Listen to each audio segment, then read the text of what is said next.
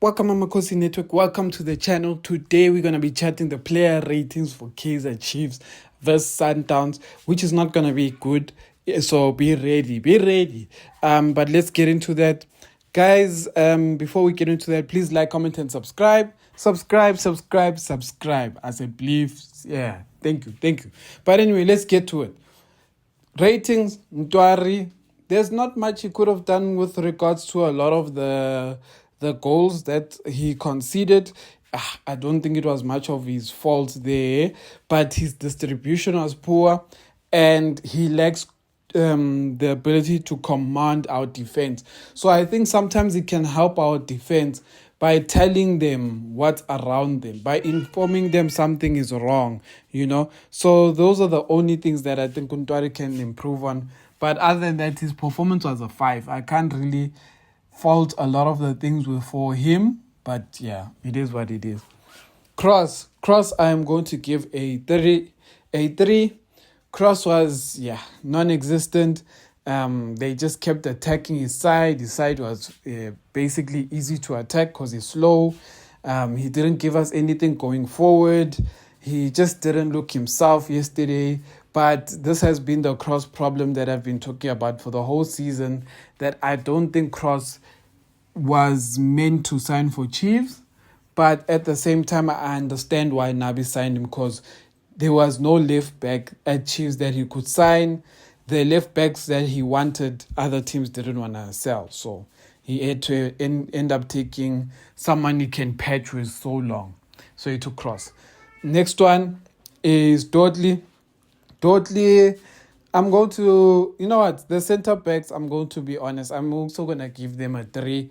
They just didn't handle the game well yesterday. They just allowed Sundowns to move around them. They didn't track runs. They didn't do a lot of things. Sundowns was technically meant to score over 7 or 8 goals. Sundowns made it easy for us in the last minutes by choosing not to attack us anymore, because if Sundowns was ruthless throughout the game, then they could have scored those goals. So 3 for Dudley. Because even though there's some things he did right in the game, but he also made mistakes that led to goals. So 3. Miguel, I'm going to give a 2. So I even want to give him a 1. Miguel, he just doesn't have pace and he's always getting caught late. He's always pulling people because they are leaving him with pace and they are always ahead of him. So Miguel has a problem of being slow, and because of that problem, Miguel always gets caught and we either concede the goal.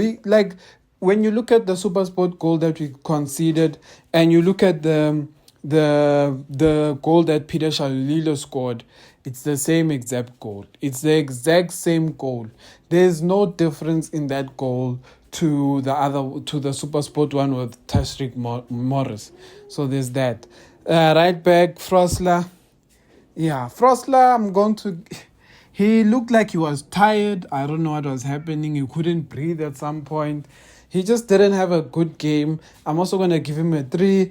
They were terrorizing him as well on the right. He just couldn't handle some of the pressure that was coming. The only thing that I'll say is unfortunate for Frosta is that the third goal, I think it was the third goal where he was off the field. That for me was not meant to be a goal. Where I say that is because Frosta was busy asking the ref to bring him onto the field, and the ref kept him out, and the Sundowns used that space where Frosta was not, and they scored. So that's the part of the refereeing that I don't think was good. The ref should have let Frosta into the game earlier, and a lot of people will say the ref couldn't let Frosta into the game because Sundowns was now attacking on Frosta's side. I was like, no. Frosta was, before the ball moved to Frosta's side, Frosta was already asking to be brought onto the field. Then the ref didn't see Frosta or whatever, And then by the time he did see Frosta, the ball was right by Frosta. So then there he couldn't allow Frosta in, because you can't let a player into the game right where the action is. You kind of have to let him in when the ball is not by him, just so it doesn't disturb the other players. So the ref, I think, got that one wrong. So I think that is the one part of the goals that I don't think was right. But anyway, 3 for Frosta. Blom, I'm going to give a 5, because he did try to create. He did try, but it just wasn't his day. He doesn't have the legs. He just doesn't have, maybe also doesn't have the right support in the middle, so he couldn't create anything. Yeah, Samkelo Zwane, I'm going to give a 1. Samkelo Zwane is one of those players yesterday who just didn't exist for Chiefs. I can't remember a good pass from Samkelo Zwane. I can't remember him doing something right yesterday. He helped. He basically, Samkelo Zwane's casualness and the first mistake that he created in the game is how Chiefs just lost, because after that penalty, I don't know what happened. It's like Sundowns just like Chiefs players, let me say that, accepted that they have lost. But yeah, because it was at that point Sundowns was not causing us any threats, but somehow we allowed them to get that chance. But anyway, as Sereno, I am going to give a 5 as well. Sereno's problem is the one I've been mentioning all week long, is that sometimes he tries to do too much, and when he tries to do too much, he loses the ball. Sometimes these guys end up marking Sereno because there's 3 Sundowns players, and Sereno is trying to dribble all of those 3 Sundowns players, and then we concede a goal like that. So sometimes Sereno is his own worst enemy, sometimes trying to do too much. Mdu Shabalala, I'm going to give a 3. I've been saying this for a long time. Let me say a 4. I've been saying this for a long time. Mdu Shabalala cannot function if Sereno does not function. If Sereno does not function, you'll never see Mdu doing something on the field.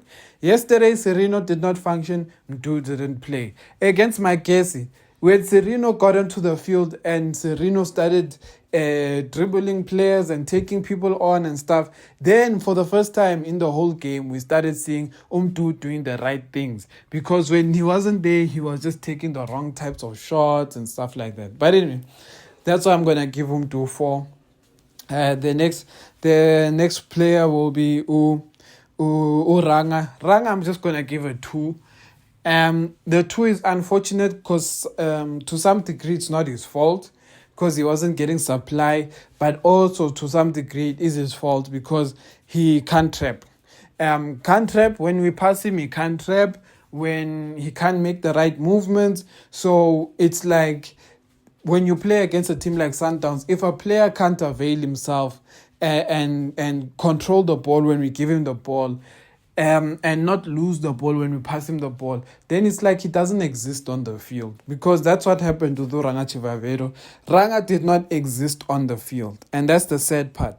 And another thing is Mdu and Ranga are having the problem that I've been crying about for a long time now.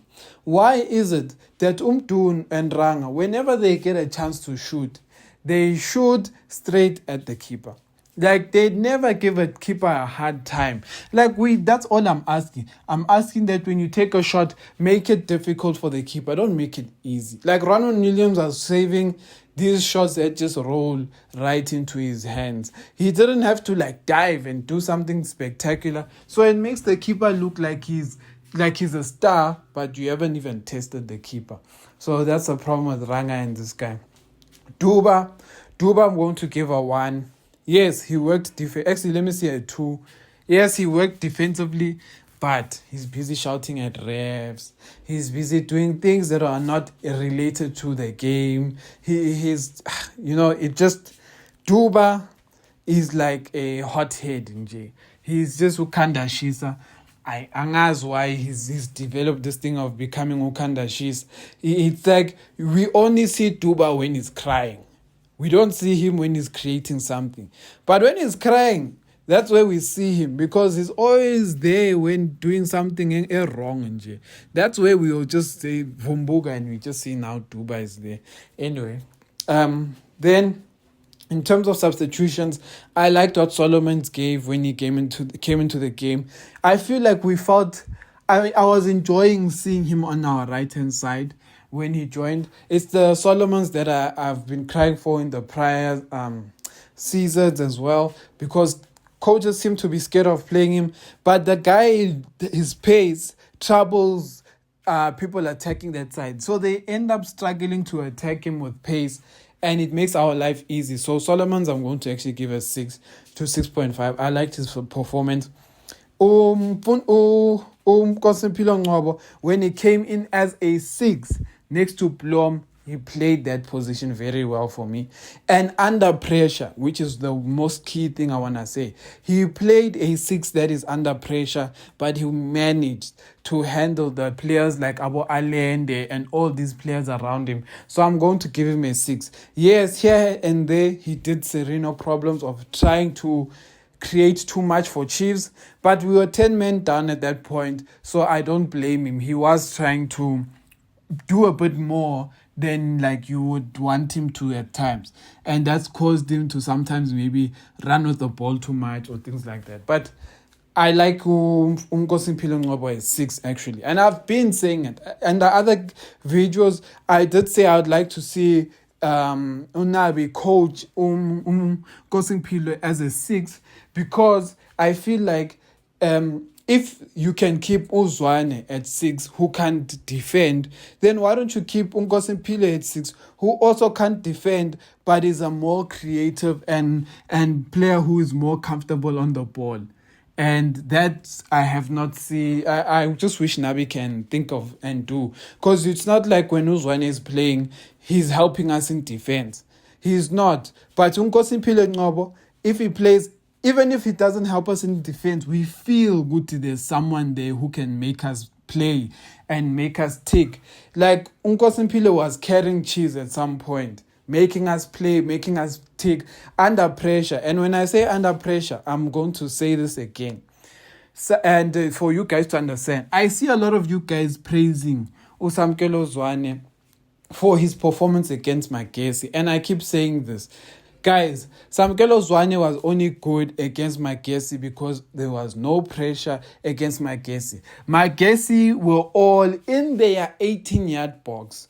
They were all defending in their 18-yard box, trying to defend that 2-0 lead at some point that they had. So they put all their players, they even put in more defenders, and they were in the 18-yard box. So that means there was only one striker up front that was really pressing the other Chiefs players and midfielders. But Samkelo Zwane did not have pressure against Amakhosi. So he could pass and spray the pass and do fancy passes and do everything just because no one was pressuring him. But against Sundowns, they pressure him, they get the first goal. They keep pressuring him, he can't find Chiefs players. They pressured him to a point where some of us were starting to say, Yazin, at this point, we would rather even have Matt, because Matt is not good with passing the ball, but at least he can mark. Now with Samkelo Zwane, if he can't pass the ball and he can't defend, then what use is he on being on the field? And that is the problem we had with Samkelo. Samkelo Zwane, they were running around him. He's slow and he's casual. So he's never doing something with urgency. He's always doing like, for example, the first goal. If you guys go back and watch the first goal, I just want you to watch what he does the moment he loses the ball. He does not sprint to recover. He jogs as if goes over right. You see, and then that forces our Blom to be under pressure because they know Samkelo is not going to come support. But anyway, Nabi, I'm going to give a rating of 3. Failed his tactics again. How can you play how can you play a game that has no balance? When I say a game that has no balance, number 1, you give Sundowns wingers too much space. So you tell Frosta, Nabo Cross to tuck in. Problem number 1. You tell Frosta, Nabo cross to tuck in, and then they have to face fast players of Sundowns, like Abo Reyners and stuff like that, Nabo Ribeiro, who can beat these guys with pace anytime. And then on top of that, you make our defend our wingers and our whole team tuck in, and then you put then you make our defense play a high line, meaning that you don't even make them play close to the box. You make them play further up. Then when you make them play further up, what do you think will happen when someone runs past cross and scores the goal and crosses the ball? He's going to score. Simple. Because if you guys go and watch the game where Sundowns beat us 2-1 and you see the goals they scored today, they are exactly the same.